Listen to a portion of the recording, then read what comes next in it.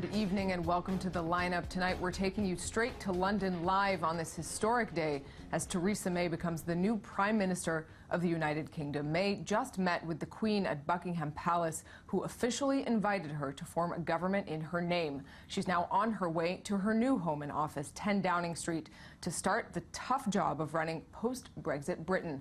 Joining us watching these images live, our London correspondent, Jonathan Sacerdoti. Jonathan, a carefully choreographed sequence of events we're watching now. Walk us through it. Well, as we can see on the screen, these images of, as you say, a very carefully choreographed procedure. Britain, if anything, is good at pomp and circumstance, and here we see it at its finest. Despite the rush of the changeover of Prime Minister and the leader of the Conservative Party, the institutions of Parliament and also the monarchy know how to swing into action. And we've seen that process take place today, where David Cameron was driven to Buckingham Palace from Downing Street, where he said his final words, and then resigned in the presence of the Queen, a private meeting. And then, as if by magic, seconds later, Theresa May driven in herself and taking an audience with the Queen herself, where the Queen asked her to form a government, and she accepted. We see them in that moment now in this picture released by Buckingham Palace, that moment where it became official. That's right, and as we can see, this is Theresa May kneeling before the Queen, the kissing of hands, and then she has become the Prime Minister and First Lord of the Treasury, which means that the Queen has asked her to form a government, and she will now go back to Downing Street. Jonathan, as we see the convoys just pulling up now to 10 Downing Street, where Theresa May is expected to speak in just a brief time, what do you think the British public needs to hear from her tonight?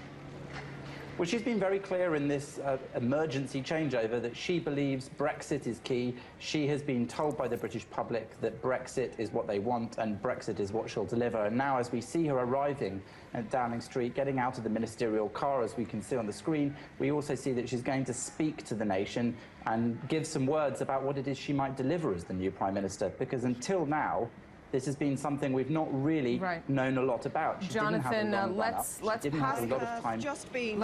mic over to her. Where Her Majesty the Queen has asked me to form a new government, and I accepted. In David Cameron, I follow in the footsteps of a great modern Prime Minister. Under David's leadership, the government stabilised the economy, reduced the budget deficit, and helped more people into work than ever before. But David's true legacy is not about the economy, but about social justice. From the introduction of same-sex marriage to taking people on low wages out of income tax altogether, David Cameron has led a one-nation government, and it is in that spirit that I also plan to lead. Because not everybody knows this, but the full title of my party is the Conservative and Unionist Party. And that word unionist is very important to me.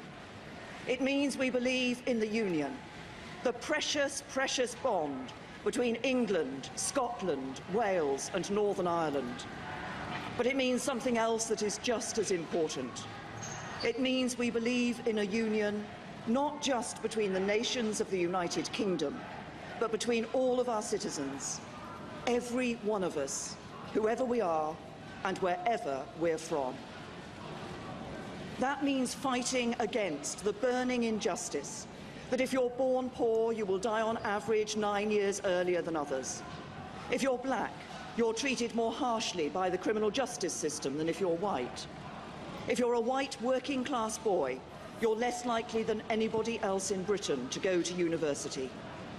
If you're at a state school, you're less likely to reach the top professions than if you're educated privately.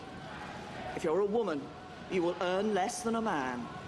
If you suffer from mental health problems, there's not enough help to hand.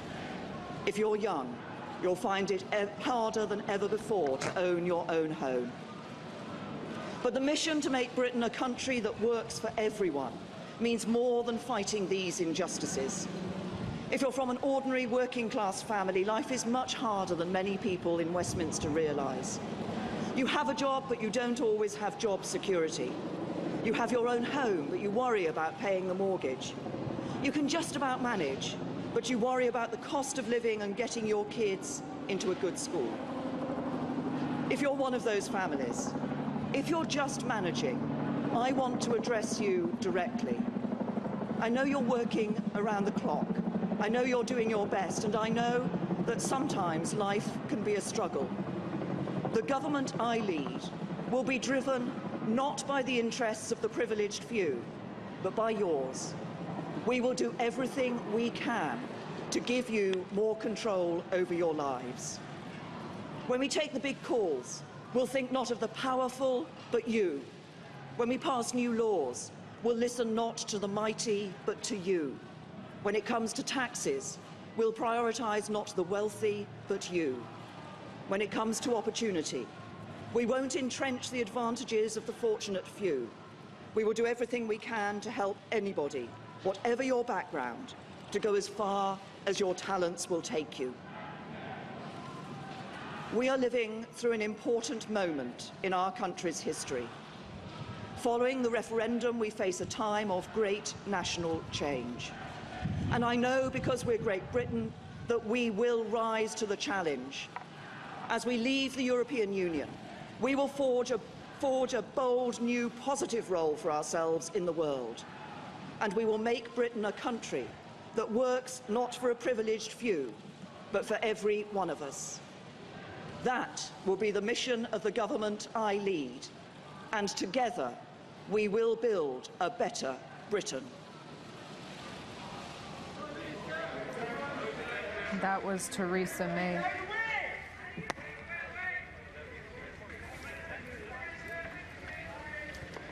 That was Theresa May, Britain's new Prime Minister, speaking at 10 Downing Street, her new residence, her new office. She'll just in a few moments walk through those famous black doors to be welcomed for the first time by her staff. Jonathan, just listening to this speech, she didn't really go straight into Brexit, into the vote, into the EU. She really spoke very directly to the heart of the British public, but maybe with some undertones of the Brexit vote there, saying that she will give the public more control over their lives, that they will listen to the British public. What was your take on that speech, Jonathan? Well, Theresa May was planning to use the 5 weeks of campaigning she thought she'd go through to become the leader of the Conservative Party to convince people that she was going to carry out Brexit just as the people had asked for, despite not voting for it herself. But she didn't have to do that. And so now she's speaking directly to the nation, she says.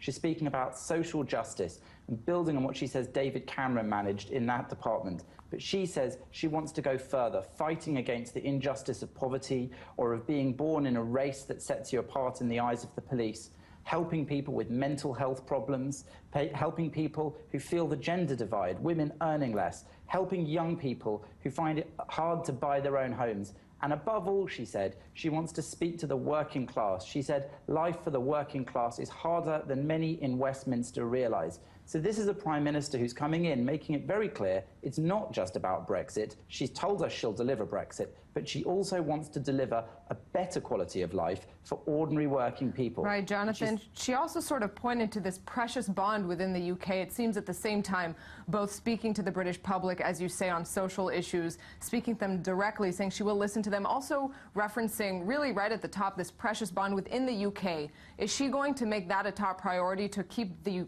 United Kingdom united after the Brexit vote? Indeed, two big challenges that the government has had in the past, and very specifically now in the light of the referendum, are Europe and the union of the United Kingdom itself. And she made that very clear right at the beginning, that she believes that unity is vital in terms of keeping together England, Northern Ireland, Scotland and Wales, but also in terms of uniting all the people of those nations.